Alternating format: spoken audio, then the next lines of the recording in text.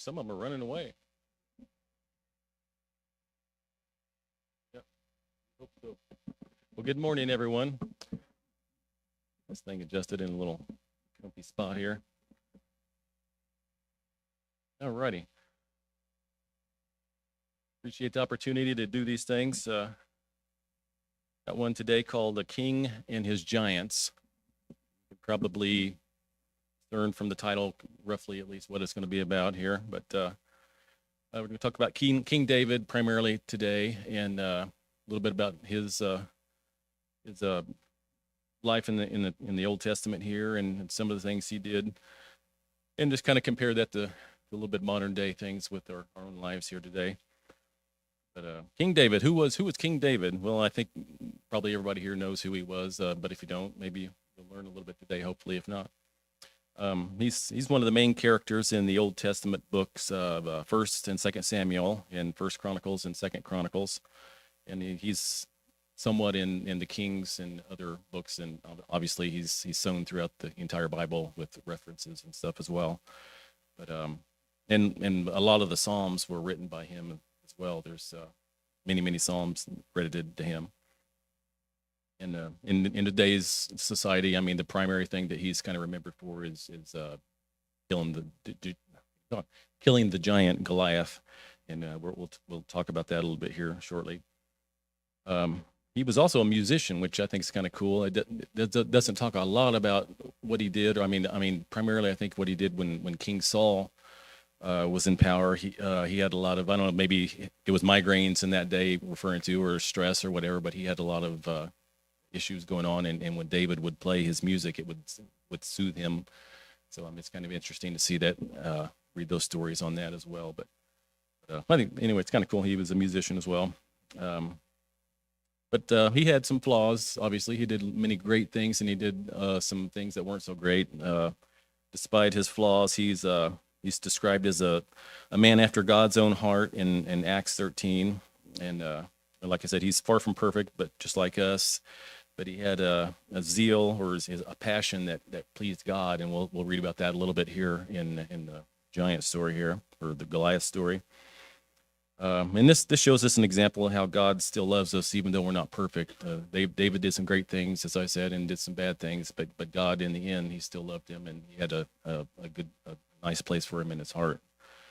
And this is kind of part of our hope as well. Is, we do some bad things, we do some good things, and it's nice to know that God, with our mediator Jesus, of course, that helps a lot too. But God still has us there. Speaking of our mediator, 1 Timothy 2:5, let's go there. Kind of a memory verse for most everybody. For there is one God and one mediator also between God and men, the man Christ Jesus. And I used to use this in Sunday school quite a bit. It'd be like, okay, here's, you have God up here, and you have us down here. We have a mediator in between us, a middleman of sorts, and if we do something bad or good or whatever, he's kind of that filter between us and God. And it's, if you think about that, sometimes it really makes sense, because that's why Christ is here, because it's tough for us to go directly to God. We have to have somebody holy in between us like that. And that's one of the verses I remember. Dale Brown, his illustration on that was always nice. He would say, "I got this." He would talk about Jesus in between us and God, and he would always say, "Hey, he's one of mine. I got this." So I always had a great way of coloring that picture. I really remember that. Let's go to Ruth, chapter 4, and we'll go to 16 through 22. This is kind of where the lineage of David begins, of sorts. You have a story with Naomi, who's Ruth's mother-in-law, and of course Ruth, which is named here, starting just a small one here at this point. Now these are the generations of Perez. To Perez was born Hezron. To Hezron was born Ram. To Ram Abinadab. And to Abinadab was born Nahshon. And to Nahshon Salmon. And to Salmon was born Boaz. And to Boaz Obed. Boaz was Ruth's husband here. And to Obed was born Jesse, and to Jesse, David. Now, there's a short lineage right there, but if you had a computer, you could copy and paste that and pretty much put it in Matthew chapter 1 and it's almost identical. I mean, there's a couple of little variations there, but it's almost that portion of it is almost identical in Matthew 1. Of course, at that point, there's more to add to it, so it's a longer lineage at that point. And it's also in Luke, but it's in reverse order in Luke. It's kind of funny how they change them just subtly. And I know these are kind of boring to read word for word, but it's interesting to me just to see, the comparisons between them, and it is interesting to see, how they line up. It's pretty interesting. But Matthew 1-6, I'm not going to read the entire one in Matthew, but just the one that kind of that's kind of parallel to what we're talking about today. Verse 1, the record of the genealogy of Jesus the Messiah, the son of David, the son of Abraham. Abraham, now this goes all the way back through Abraham here. Abraham was the father of Isaac, Isaac the father of Jacob, Jacob the father of Judah and his brothers. Judah was the father of Perez and Zerah by Tamar. Perez was the father of Hezron, and Hezron the father of Ram. Ram was the father of Abinadab, Abinadab the father of Nahshon, Nahshon the father of Salmon. Salmon was the father of Boaz by Rahab. Boaz was the father of Obed by Ruth. Obed the father of Jesse, and Jesse was the father of David the king. So as I said, it continues from there all the way down to Jesus. And I think it says like there's 14 generations, three sections of 14 generations there, if I remember correctly. And if you go to Luke chapter 3, 31 through 38, kind of the same lineage type thing, but like I said, it's in a reverse order. It starts with Jesus and it goes all the way to Adam. So it's like totally complete. It's pretty interesting. I'm not going to read the whole thing, but I'll just start in like 31 where David is, or 31b, I guess you might say, halfway through the verse there. It's like the son of David, the son of Jesse, the son of Obed, the son of Boaz, the son of Salmon, the son of Nahshon, the son of Abinadab, the son of Admin, the son of Ram, the son of Hezron, the son of Perez, the son of Judah, the son of Jacob, the son of Isaac, the son of Abraham. And then going on down to Adam, the son of Terah, the son of Nahor, the son of Sereg, the son of Re, the son of Peleg. Every time I say that, I think of Pegleg, the old Long John Silver thing. The son of Heber, the son of Shelah, the son of Canaan, the son of Arphaxad, the son of Shem, the son of Noah. There's Noah in there. The son of Lamech, the son of Methuselah, the son of Enoch. There's Enoch. The son of Jared, the son of Mahalalel, the son of Canaan, the son of Enosh, and then the son of Seth, who was the son of Adam, and the son of God. There's a lot of people there, but we can go take it. But the other 11 men were kind of like, they seen some of the giants over there, and they were like, oh, that's it. No. It kind of scared them, I guess. But interesting read sometime if you want to read the whole story. But basically the verse there, 33, there also we saw Nephilim, the sons of Anak, or Anakim, are part of the Nephilim, and we became like grasshoppers in our own sight, so we were there in their sight. So they just felt like they were just little bitty people in the sight of these Nephilim, Anak, or Anakim. That seems to be the three primary words that I see that are referring to some sort of giant. So I guess the big question is Goliath a Nephilim, an Anak or an Anakim giant, or is he a giant at all? Is he just a big guy? Or it doesn't really say in this story that he was a giant. He just talks about he was a champion is kind of what it calls him. So I guess I don't have a good answer there, but I'm assuming probably so, at least of some sort. But if you know some of that stuff, pull me aside sometime and let me know your thoughts on that. But either way, he was huge. He was. There's other warriors who were mentioned as being giants and having 6 fingers and 6 toes and these interesting features, that they had. But it's still, there's a lot of question marks there. Anyway, let's go to 1 Samuel 17 and we'll read the story here. Now the Philistines gathered their armies for battle, and they were gathered at Socoh, which belongs to Judah, and they camped between Socoh and Azekah in Ephes Dammim. Saul and the men of Israel were gathered and camped in the valley of Elah and drew up battle array to encounter the Philistines. The Philistines stood on the mountain on one side, while Israel stood on the mountain on the other side, the valley between them. Then the champion came out from the armies of the Philistines named Goliath, from Gath, whose height was 6 cubits and a span. He had a bronze helmet on his head, and he was clothed with scale armor, which weighed 5,000 shekels of bronze. He also had bronze greaves in his legs and a bronze javelin slung between his shoulders. The shaft of a spear was like a weaver's beam, and the head of his spear weighed 600 shekels of iron. His shield carrier also walked before him. I kind of wondered what is that a good job or a bad job to be a shield carrier? Are you like the first guy that gets killed, or you're behind this stuff and it's a good thing, or what? That's kind of interesting. But so Goliath's height was, if you convert that over to what we're used to, 9 feet and 9 inches tall. So I mean that's pretty good size gentleman, isn't it?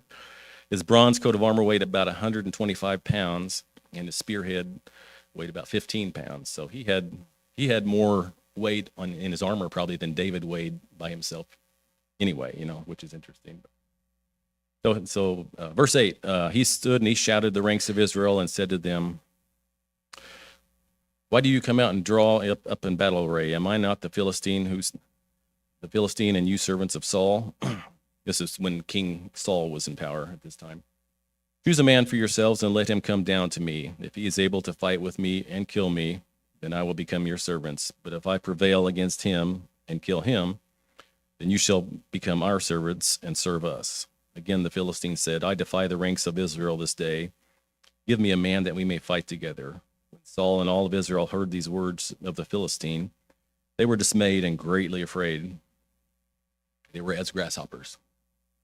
Now David was the son of the Ephraite of Bethlehem in Judah, whose name was Jesse, and he had 8 sons. Jesse was old in the days of Saul and advanced in years among men. The 3 older sons of Jesse had gone after Saul to the battle, and the names of his 3 sons who went to the battle were Eliab the firstborn, and the second to him Abinadab, the third Shema. David was the youngest. Now the 3 oldest followed Saul, but David went back and forth from Saul to tend his father's flock at Bethlehem. He had to take care of the sheep while the older brothers were at battle. So he was a shepherd. He knew how to take care of sheep, so he was familiar with that. The Philistine came forward morning and evening for 40 days and took his stand. As I was reading this, I thought, it seems like Goliath, doing this for 40 days, at some point he would have said, "Okay, guys, we're just going to go." If you have these champions in their battle and these people are just shaking in their boots across the valley from you, he kept coming out 40 days, which that's a number that comes up a lot in the Bible, but I don't know if that has significance of some kind there. But it was interesting. It's almost like God was waiting for David to come around for him to get in the middle of this. He had a plan for him, so he was just kind of patiently waiting. If it may have been 50 days or however long it took for David to finally get out there to take care of business, so to speak. But I thought that was kind of interesting. Verse 17. Then Jesse said to his son David, "Take now for your brothers an ephah for roasted grain, and then these 10 loaves, and run to the camp to your brothers. Bring also these 10 cuts of cheese to the commander of their 1,000, and look into the welfare of your brothers and bring back news of them." So he's trying to do his part to kind of give them some food and kind of see how things are going. He wants David to help him out and run this stuff over there. For Saul and all the men of Israel are in the valley of Elah fighting with the Philistines. Verse 20. So David arose early in the morning and left the flock with the keeper and took the supplies and went as Jesse had commanded him, and he came to the circle of the camp while the army was going out to battle array, shouting war cry. Israel and the Philistines drew up in battle array, army against army. Then David left his baggage in the care of the bagger keeper and ran to the battle line and entered in order to greet his brothers.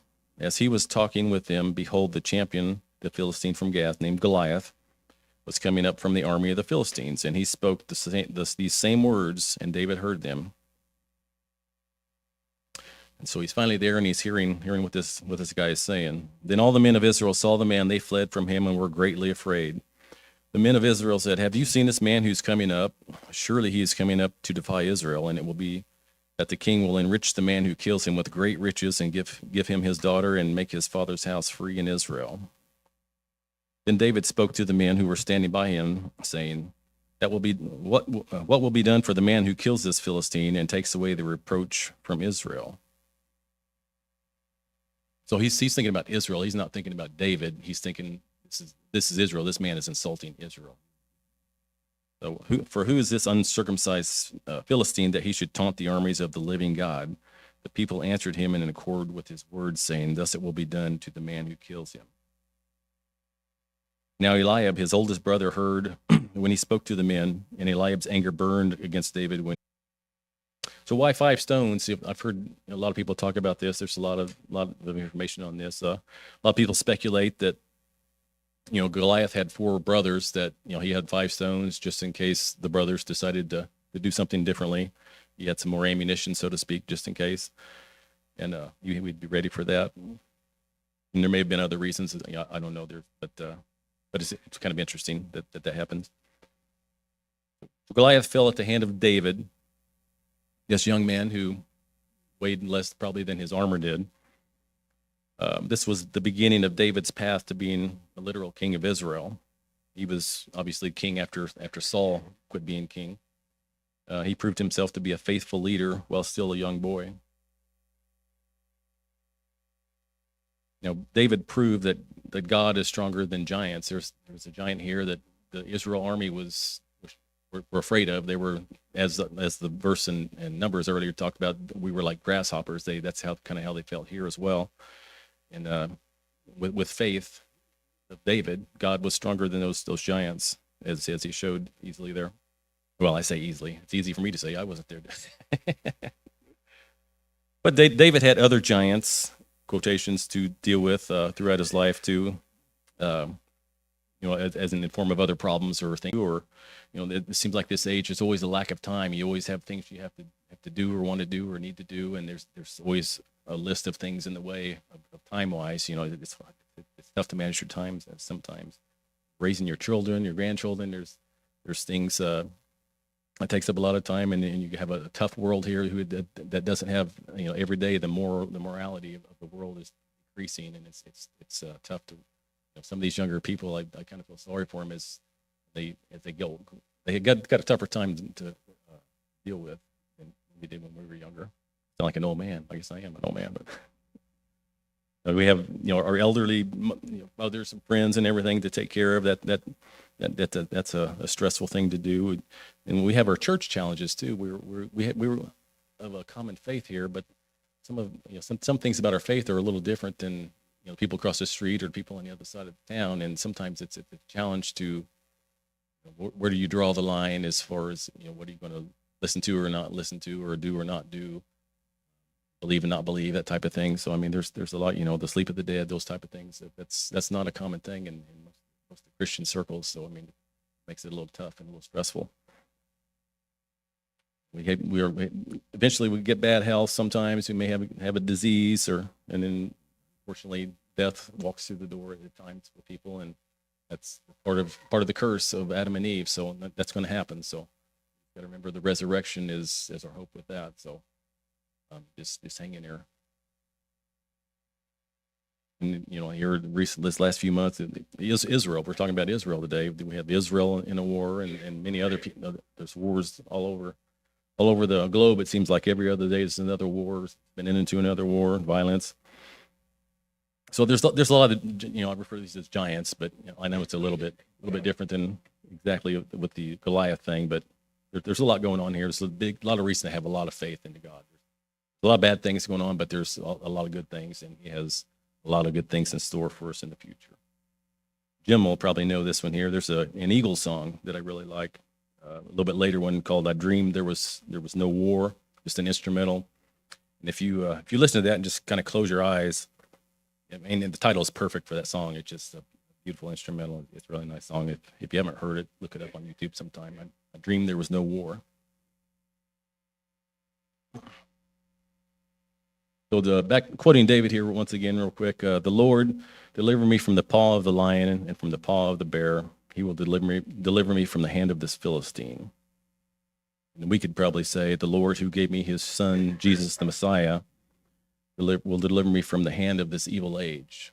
As I said earlier, there are some good things about this age, but there are a lot of evil, a lot of unrighteousness out there. And someday it won't be that way anymore. It'll be a righteous age that will last forever, and we'll have eternal life in it. So hang on to your faith. Don't get discouraged. Don't let it go away.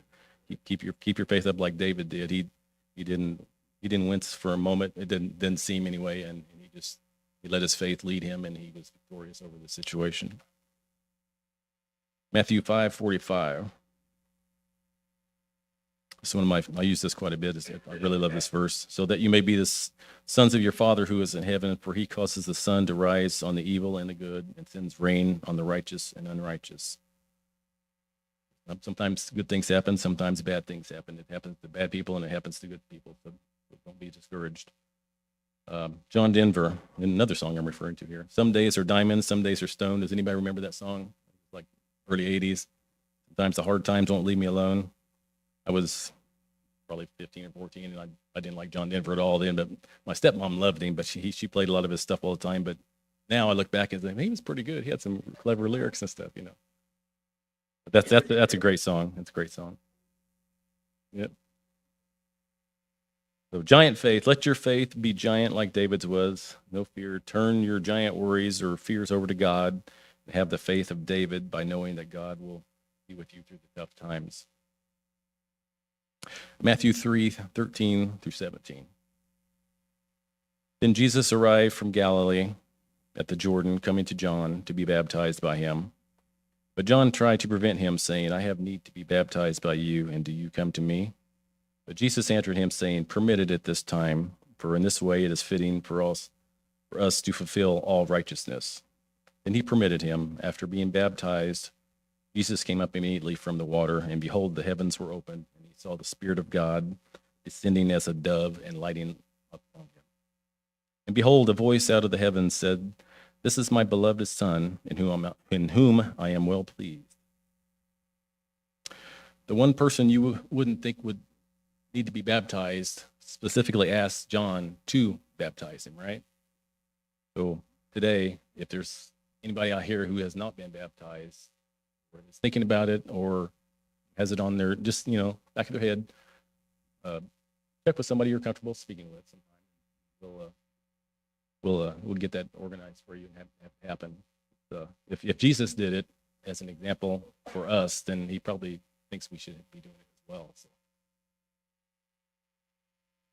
And another thing about that is when he did it, he said, This is my beloved Son in whom I'm well pleased. I mean, he wasn't well pleased simply because he was baptized. That was part of it, but he did a lot of other things. He was well pleased. But, if he wouldn't have needed to do it, he probably would have said, no, you're good, but he didn't. He had him do it, and it's a great example for us to do it. So if you need to do that or thinking about it, make sure and let somebody know. Thank you, everybody, and have a great day. Have a prayer. Father, thank you again for all the things you do for us, and we thank you for your blessings. Please help us to take the example from David from this story and to keep hold of it and to remember the strong faith that he had, and help us to have that faith as well and when tough times come, and help us to know that you are there and that you are always there and you will be with us. Just help us to have that giant faith and be able to refer back to that at the times when we need it most, and know that you are always there with us, Father. Thank you for all things. Thank you for your Son and the blessings that you provide for us. In Christ's name, amen.